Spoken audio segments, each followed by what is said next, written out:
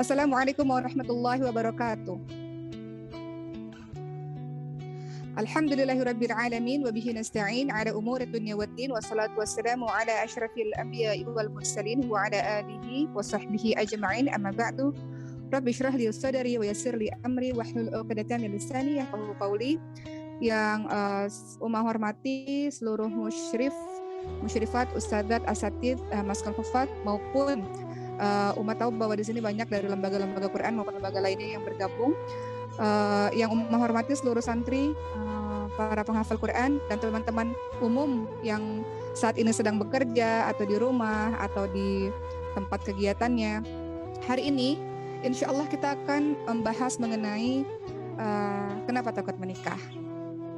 Tentu tema ini biasanya sangat digemari oleh teman-teman muda karena beberapa mengalaminya atau beberapa merasa ingin menikah tapi banyak ketakutan. Maka itu yang akan kita bahas pada hari ini, sahabat-sahabat sekalian.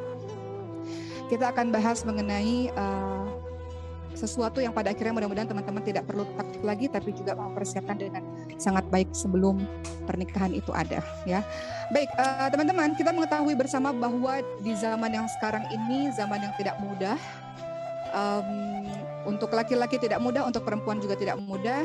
Kita banyak menemukan bahwa banyak perempuan-perempuan yang tidak punya rasa malu maupun laki-laki juga sama seperti itu. Banyak wanita-wanita yang mungkin tidak menutup auratnya dengan baik sehingga fitrahnya laki-laki suka kepada sesuatu yang indah, maka tergodalah dia.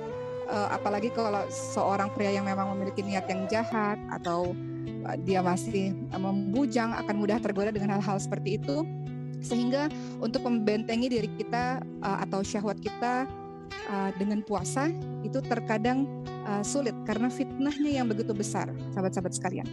Terkadang melihat perempuan atau melihat laki-laki, bagi yang perempuan ya, terkadang senang lama-lama jadi bisa melakukan hal yang macam-macam. Dimulai dari melihat, kemudian akhirnya disambung dengan percakapan-percakapan, baik dengan sosial media kah atau dengan telepon kah, nanti berujung ujung-ujungnya na'udzubillah min dzalik adalah perzinahan. Jadi itu yang tidak kita inginkan. Maka tentu saja solusi yang tepat dengan fitnah yang begitu besar di zaman yang sekarang ini, teman-teman sekalian, kalau teman-teman siap secara fisik dan finansial untuk laki-laki, maka kuncinya atau jawabannya adalah dengan menikah. Kenapa dengan menikah? Sahabat-sahabat yang dimuliakan oleh Allah Subhanahu wa taala, kita pernah atau kita sering mendengar, menikahlah karena menikah itu menyempurnakan setengah agama. Mari kita lihat dalam hadits riwayat Al-Baihaqi, Rasulullah SAW bersabda, jika seseorang menikah, maka ia telah menyempurnakan separuh agamanya. Karenanya bertakwalah kepada Allah pada separuh yang lainnya. Jadi kita sering mendengar menikah itu menyempurnakan setengah agama. Apa maksudnya setengah agama? Para ulama menjelaskan, sahabat-sahabat sekalian, ini juga sudah menjelaskan di ceramah-ceramah sebelumnya, sebenarnya yang disebut sebagai menyempurnakan setengah agama, para ulama menyebutkan bahwa yang bisa merusak seseorang itu, hidup seseorang, adalah kemaluan dan perutnya. Yang bisa merusak kehidupan seseorang itu atau merusak kehidupan agama, merusak agama seseorang itu yaitu kemaluan dan perutnya. Kemaluan akan mengantarkan dia kepada zina dan perut akan mengantarkan dia kepada keserakahan. Sedangkan orang-orang yang sudah menikah, maka dia terjaga kemaluannya, maka dia berjuang untuk yang lainnya, yaitu untuk perutnya, untuk keserakahan itu dia berjuang meredam itu. Jadi di sini kita tahu bahwa dengan menikah maka seseorang akan terbentengi dirinya dari godaan syaitan, karena banyak orang yang berhasil dengan harta, berhasil lulus ujian dengan harta, berhasil lulus ujian dengan jabatan, tapi terkadang nggak berhasil lulus ujian dengan lawan jenis, ya. Jadi teman-teman sekalian, nikah berarti membentengi diri dari godaan syaitan, membentengi diri dari syahwat yang bergejolak dan akan menundukkan pandangan. Maka itu jawaban kenapa pada akhirnya harus menikah. Nah, pertanyaan berikutnya adalah kenapa masih takut untuk menikah atau kenapa ragu untuk menikah? Kita lihat bahwa banyak alasan dari orang-orang ketika mereka memutuskan untuk menunda-menunda menikah. Ada yang mengatakan masih terlalu muda, ada yang mengatakan saya mau pacaran dulu aja untuk lebih mengenal, atau saya berteman dengan banyak perempuan, saya berteman dengan banyak laki-laki, Jadi menikah nggak mau tapi pacarannya mau dan tidak tahu aktivitas apa yang dilakukan di dalamnya. Kemudian ada yang tidak mau menikah atau menunda menikah karena alasannya ingin sukses dulu, ingin bisnis dulu, ingin berkarir dulu, dan terus ditunda-tunda dengan mengatakan ini lebih urgent daripada yang lain-lain. Padahal secara finansial dia cukup untuk menafkahi istrinya dan anaknya. Tidak harus menjadi seseorang yang kaya raya untuk bisa menikah, sahabat sekalian. Yang penting teman-teman adalah orang yang, kalau untuk laki-laki, teman-teman memiliki pekerjaan yang sekiranya bisa menafkahi anak dan istri. Adapun urusan kaya raya itu nanti setelah menikah Allah akan mengkayakan, insya Allah. Ya, jadi ada begitu banyak alasan orang-orang untuk menunda-nunda menikah. Maka hari ini kita akan membahas manfaat menikah supaya teman-teman yang muda-muda yang bergabung pada hari ini memahami dan termotivasi untuk mempersiapkan segala sesuatu, begitu tahu apa manfaat menikah. Maka, apakah manfaat menikah, sahabat-sahabat sekalian? Yang pertama, manfaat menikah adalah menikah akan membuat seseorang merasa lebih tenang. Menikah membuat kita menjadi lebih tenang. Coba teman-teman renungkan ayat surah Ar-Rum ayat ke-21, surah atau ayat yang teman-teman sering lihat di undangan pernikahan. Apa kata Allah Subhanahu wa taala dalam surah Ar-Rum ayat 21? A'udzu billahi minasyaitonir rajim. Wa min ayatihi an khalaqa lakum min anfusikum azwajan litaskunu ilaiha wa ja'ala bainakum mawaddatan wa rahmah. Ayat ini sangat familiar karena dalam setiap undangan pernikahan biasanya kita lihat ayat itu. Apa kata Allah Subhanahu wa taala? Di antara tanda-tanda kekuasaannya ialah Dia menciptakan untukmu istri-istri dari jenismu sendiri supaya kamu cenderung merasa tentram kepadanya. Litaskunu ilaiha wa ja'ala bainakum mawaddatan wa rahmah. Nanti menikah itu tujuannya sakinah mawaddah wa rahmah. Kamu akan merasa tentram, tenang, penuh cinta, penuh dengan rasa kasih sayang. Jadi ketika orang menikah, Allah sendiri yang berfirman dalam surah Ar-Rum 21, maka ia akan merasa ketenangan. Yang mungkin dulu kesana kemari tidak ada tujuan, ya, tapi ketika sudah menikah dia punya tujuan, dia tahu bahwa ada orang yang harus dia temani atau dia bertanggung jawab dengannya, maka dia akan merasa lebih tenang. Baik, kemudian yang kedua, ketika engkau sudah merasa lebih tenang. Kalau dulu mungkin sebelum menikah ada jenis orang-orang yang memang dia bergejolak kan, ya, hawa nafsu bergejolak itu. Tapi ketika menikah dia akan lebih tenang. Ya. Baik, yang kedua, apa sih manfaat menikah? Manfaat menikah adalah engkau jangan khawatir, Allah akan mencukupkan rezekimu. Jangan khawatir, Allah akan mencukupkan rezekimu. Dari segi finansial, banyak orang-orang yang sebenarnya dari segi finansial cukup, tapi selalu timbul was-was ketika dia menikah. Yuwaswisu fi sudurin nas minal jinnati wan nas. Setan itu membisikkan was-was. Setan itu membuat kita was-was. Setan dari jenis jin dan juga manusia. Jadi sebenarnya cukup, sebenarnya sudah ada penghasilannya. Walau mungkin tidak banyak itu ukuran siapa sih? Gitu. Tapi yang penting dia punya penghasilan untuk bisa memberi makan istrinya. Jadi manfaat menikah yang kedua, Allah akan mencukupkan rezeki. Jadi jangan khawatir tentang itu. Lihat dalam surah An-Nur ayat 32, janji Allah Subhanahu wa taala. Kenapa ragu dengan itu? Apa kata Allah Subhanahu wa taala? Allah Subhanahu wa taala berfirman, dan kawinkanlah orang-orang yang sendirian di antara kamu dan orang-orang yang layak menikah dari hamba-hamba sayamu dan laki-laki dan hamba-hamba sayamu yang perempuan. Oke, ayat yang ini nih yang mau garis bawahi. Jika mereka miskin, kata Allah, ya. Jika mereka miskin, Allah akan memampukan mereka dengan karunia-Nya. Allah SWT berfirman dalam surah An-Nur ayat 32, jika mereka miskin, Allah akan memampukan mereka dengan karunia-Nya. Allah maha luas pemberiannya dan Allah maha mengetahui. Jadi kalau ini mungkin laki-laki ada yang bergabung di sini untuk laki-laki, karena kan yang mencari nafkah laki-laki sebenarnya bukan perempuan.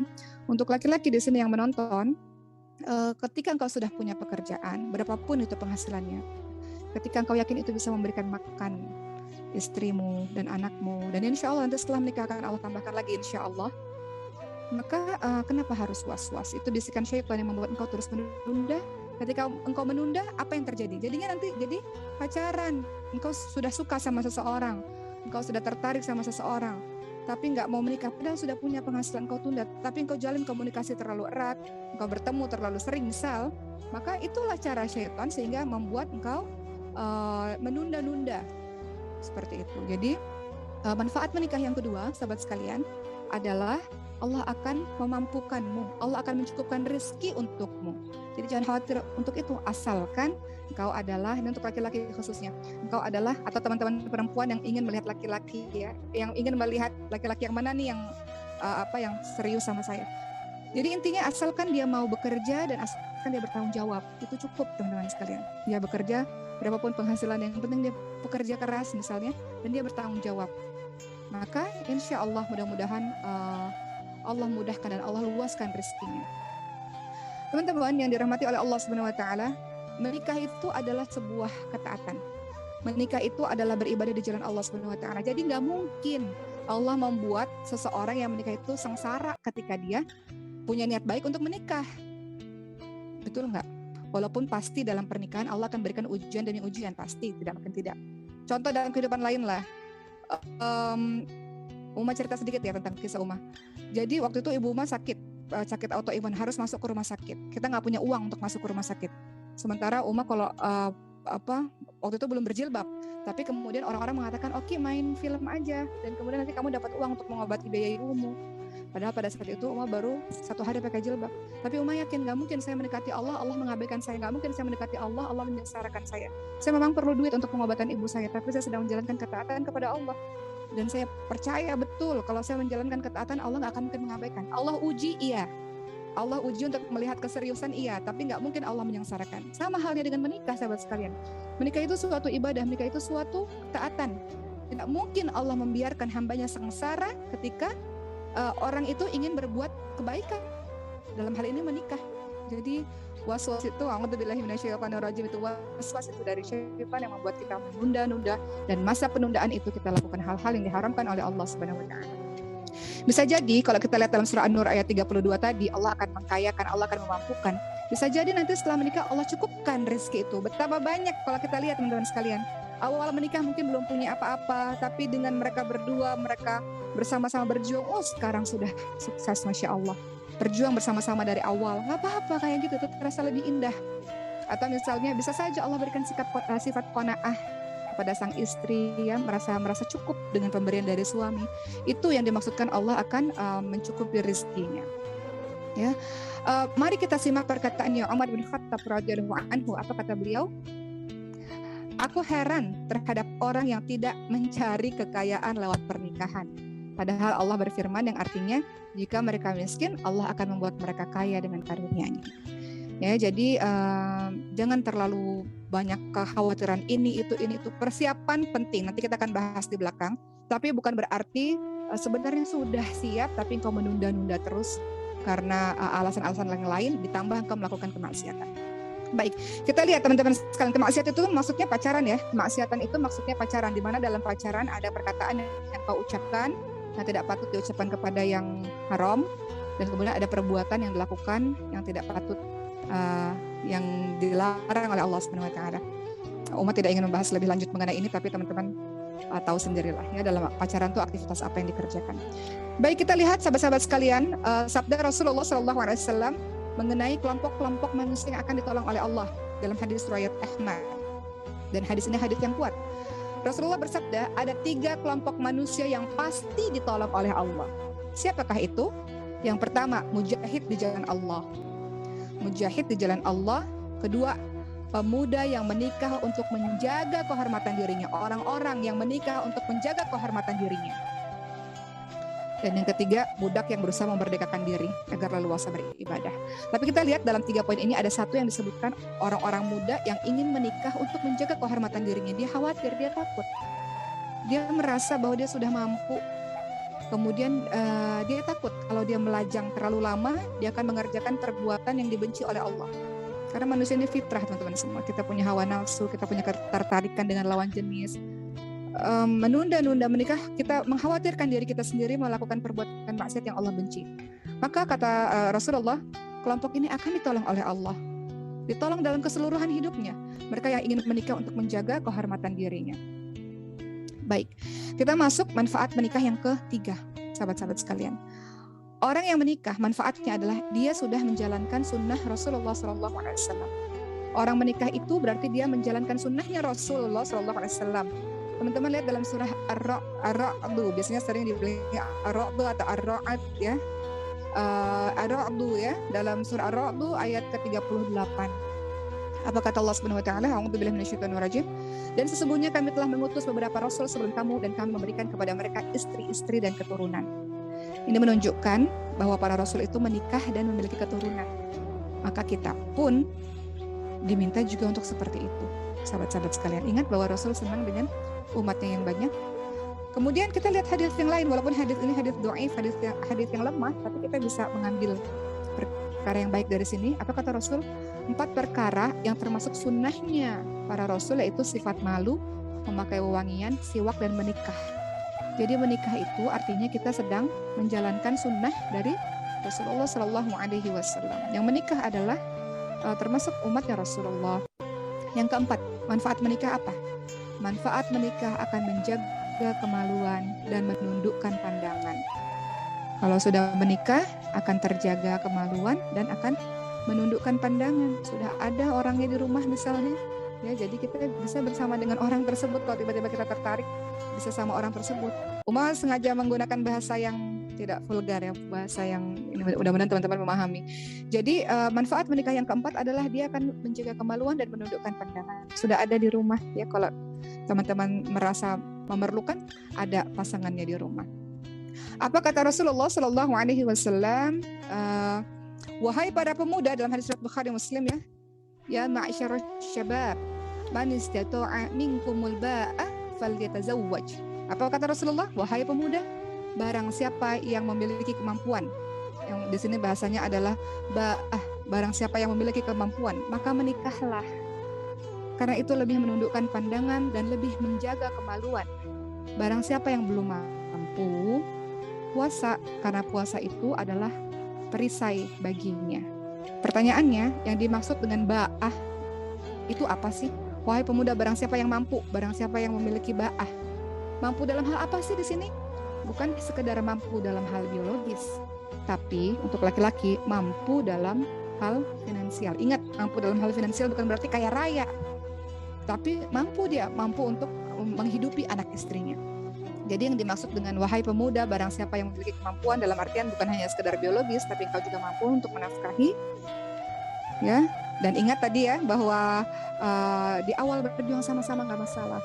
Nanti lambat laun Allah akan luaskan, lapangkan rezekimu insya Allah. Jadi barang siapa memiliki kemampuan finansial, tidak hanya biologis, maka menikahlah. Tapi kalau belum mampu, masih minta duit dari orang tua yang laki-laki, artinya belum mampu menikah, maka perbanyak berpuasa sembari engkau mempersiapkan dirimu. Begitu pula perempuan, selama ini terlalu childish, selama ini bergantung penuh sama orang tua, selama ini ngurusin diri sendiri aja belum beres, seperti misalnya belum mampu, maka persiapkan dirimu. Secara ilmu mungkin belum mampu, belajar dulu. Sembari menunggu itu, maka berpuasa untuk menekan nafsu syahwatmu misalnya ya. Dengan berpuasa kita jadi enggan untuk berbuat maksiat. Puasa sambil persiapkan semuanya, ketika sudah siap maka menikahlah. Ya, jadi itulah manfaat atau keutamaan menikah. Beberapa poin tadi yang sudah dijelaskan. Semoga beberapa poin itu membuat kita memahami dan yang sudah siap terdorong, tidak lagi ragu-ragu untuk menikah. Maka kita lihat teman-teman sekalian, ada pertanyaan seperti ini. Banyak juga kok ulama yang tidak menikah. Ada beberapa ulama mereka sampai meninggalnya tidak menikah. Contohnya misalnya Ibnu Taimiyah rahimahullah lah misalnya. Ibnu Taimiyah itu seorang ulama tapi beliau sampai meninggal dunia tidak menikah. Kenapa itu? Maka jawabannya adalah beliau itu menyibukkan dirinya dengan ilmu. Ulama-ulama itu berusaha memberikan manfaat yang banyak untuk umat. Hari-harinya adalah untuk menyampaikan ilmu atau mempelajari ilmu ya. Sedangkan orang di luar sana tidak seperti itu. Mungkin orang di luar sana melakukan perkara-perkara yang dibenci oleh Allah dengan alasan belum siap untuk menikah, tapi melakukan hal-hal maksiat, maka hati-hati, mereka sendiri bisa binasa karena godaan-godaan wanita yang luar biasa. Termasuk juga para perempuan sama. Tidak hanya laki-laki tapi juga perempuan. Kita melihat orang-orang di luar sana ada cowok-cowok keren, ikhwan-ikhwan yang keren gitu ya. Tapi ternyata terjebak juga kita. Jadi na'udzubillah min dzalik. Beda dengan para ulama yang memang menyibukkan diri siang malamnya dengan ilmu dan bermanfaat untuk umat. Seperti itu. Baik, persiapan apa yang harus dilakukan sebelum teman-teman memutuskan untuk menikah. Persiapan yang harus dilakukan sebelum menikah. Apa saja itu?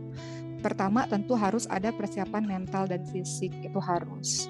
Diri sendiri aja terlalu childish, diri sendiri aja nggak sabaran, diri sendiri aja berantakan, ngurus diri nggak bisa misalnya, sudah mau menikah, bagaimana mungkin? Jadi harus dipersiapkan mentalnya, bahwa menikah itu bukan sesuatu yang oh saya pengen ada yang nemenin saya, bukan begitu. Tapi menikah itu perkara tanggung jawab. Engkau akan menambah tanggung jawab untuk mengurusi pasanganmu dan anakmu nanti. Begitu. Jadi pertama harus siap mental dulu dan siap fisiknya. Dalam artian fisikmu memang sudah waktunya, sudah memang siap untuk menikah. Kedua, persiapan yang harus dilakukan sebelum menikah, mantap hatinya, punya kemantapan hati. Jadi menikah itu harus dengan kemantapan hati. Kemantapannya dalam segala hal. Kemantapan dengan pasangan. Kalau setelah ta'aruf, teman-teman kan nanti ta'aruf tuh. Nah ta'aruf itu tanya tuh yang penting-penting. Nanti lihat di YouTube Uma judulnya Pernikahan Impian. Di situ Uma sudah jabarkan dalam ta'aruf itu apa saja sih yang ditanyakan. Termasuk dari sekian banyak ya. Kalau teman-teman ingin mengenal laki-laki, paling mudah lihat bagaimana cara dia dibesarkan dalam keluarganya. Karena itu akan mempengaruhi nanti ketika kalian menikah.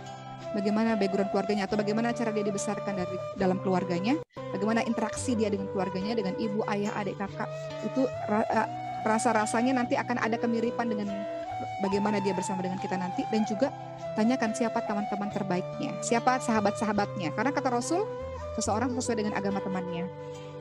Tanya aja siapa sih 3 teman terbaik kamu misalnya, atau sahabat-sahabat kamu siapa misalnya, seperti itu dalam ta'aruf misalnya ya. Karena teman-temannya kurang lebih begitulah karakternya dengan dia, sama, hampir sama. Kata Rasul, siapapun yang berteman dengan minyak wangi kecipratan wanginya, siapapun yang berteman dengan pandai besi maka akan kecipratan bau dan apinya. Jadi kalau mau lihat dia ini orangnya kayak gimana ya, lihat aja sahabat-sahabatnya, pergaulannya seperti apa, kira-kira dia begitu. Jadi persiapannya yang kedua adalah teman-teman harus memiliki kemantapan hati, mantap dengan calon itu, dengan segala macam ta'aruf dan pertanyaan yang sudah teman-teman berikan kepada dia, visi misi pernikahannya seperti apa, bagaimana cara dia mengelola keuangan misalnya, itu juga penting karena dalam pernikahan terkadang banyak perceraian karena masalah ekonomi ya. Dan lain-lain. Pernikahan itu ibadah seperti apa pelaksanaannya nanti. Jadi itu beberapa bagian pertanyaan ta'aruf. Nanti teman-teman istikharah. Istikharah itu bukan sekedar mimpi. Istikharah itu cara Allah menjawabnya adalah semakin engkau yakin dan mudah, maka itulah jawabannya. Tapi kalau semakin tidak yakin dan kayaknya sulit sekali proses menuju akad, berarti mungkin itu bukan jawabannya, itu bukan jodohnya gitu. Jadi istikharah artinya tidak melibatkan perasaan duluan. Jadi kalau orang ta'aruf itu dia senang sih senang, tapi dia netral dalam artian kalau jadi alhamdulillah enggak juga enggak apa-apa. Enggak ada orang ta'aruf patah hati nangis 7 hari 7 malam tuh enggak ada. Karena dia tidak melibatkan hatinya terlalu dalam, beda dengan pacaran. Sehingga hatinya nggak netral, nggak apa ya. Nanti kalau sudah istikharah, nanti teman-teman mimpi, terus teman-teman bilang, oh ini jodoh saya karena saya mimpi. Mungkin karena engkau berpikir tentang dia terus menerus sehingga engkau mimpi. Karena hatimu sudah tidak netral, hatimu sudah jatuh cinta dengannya. Istilahnya kalau dia bilang masuk yuk lubang buaya, kita masuk lubang buaya. Jadi nggak begitu. Jadi dalam konsep Islam kalau kita mau ta'aruf itu, kalau jadi alhamdulillah nggak juga nggak apa-apa. Alhamdulillah juga. Akhirnya mungkin ditemukan dengan yang lain. Ya, jadi kita tidak membahas ta'aruf hari ini, mungkin nanti di pertemuan berikutnya akan bahas ta'aruf. Kita bahas fokus kepada ini ya, tema ini. Jadi ketika seseorang ingin menikah, persiapannya adalah dia harus memiliki kemantapan hati dengan calonnya itu, dan dia siap menerima kekurangan dan kelebihan pada calonnya itu. Kan dalam ta'aruf kan kita saling mengenal, kita saling melemparkan pertanyaan-pertanyaan penting, kan kita jadi tahu tuh kira-kira kalau nikah sama dia orangnya seperti ini. Jadi siap untuk menerima. Ingat, manusia nggak ada yang sempurna, sebagaimana kita juga nggak sempurna. Dia nggak sempurna, kita juga nggak sempurna. Makanya menikah itu saling melengkapi sebetulnya, bukan cari yang sempurna, karena nggak ada seorang pun yang sempurna. Dan juga kemantapan hati tidak asal-asalan dalam memilih. Oh, kan ada jenis orang asal-asalan. Udah pengen nikah nih, udah ngebut banget nih, udah deh siapa aja deh gitu. Tidak bisa, tidak boleh asal-asalan. Makanya harus ada yang namanya istikharah, ya, istikharah dan minta pendapat dari orang-orang bijak, dari guru, dari orang tua, dengarkan mereka yang memang lebih ada pengalamannya daripada kita. Jadi kemantapan hati itu bukan hanya sekedar oh dia cantik banget ya, oh dia ganteng banget ya, oh dia pinter banget ya, oh dia apalagi, oh dia kaya banget ya, nggak begitu. Tapi kemantapan hati juga tentu saja agama yang dipentingkan. Banyak yang juga tanya, kalau misalnya dia salatnya bolong-bolong gimana, tapi dia akhlaknya baik, maka Umar mengatakan dan selalu mengatakan kalau dia berani meninggalkan Allah, mungkin satu hari nanti dia juga berani meninggalkan hambanya Allah, yaitu dirimu. Ya, jadi urusan agama nggak boleh main-main. Cek aja ngajinya, ya, atau cek sholatnya gitu. Ketika ta'aruf kan mungkin ada waktu yang dimana kita tahu bahwa dia meninggalkan sholat atau tidak. Baik, kita lihat teman-teman sekalian dari Abu Hurairah radhiyallahu anhu, Nabi Muhammad SAW bersabda, wanita dinikahi karena 4 hal. Teman-teman sering dengar ini ya, karena hartanya, karena kedudukannya, karena kecantikannya, dan karena agamanya. Hendaklah engkau mendapatkan wanita yang baik agamanya, niscaya engkau akan beruntung. Hasan Al-Basri mengatakan,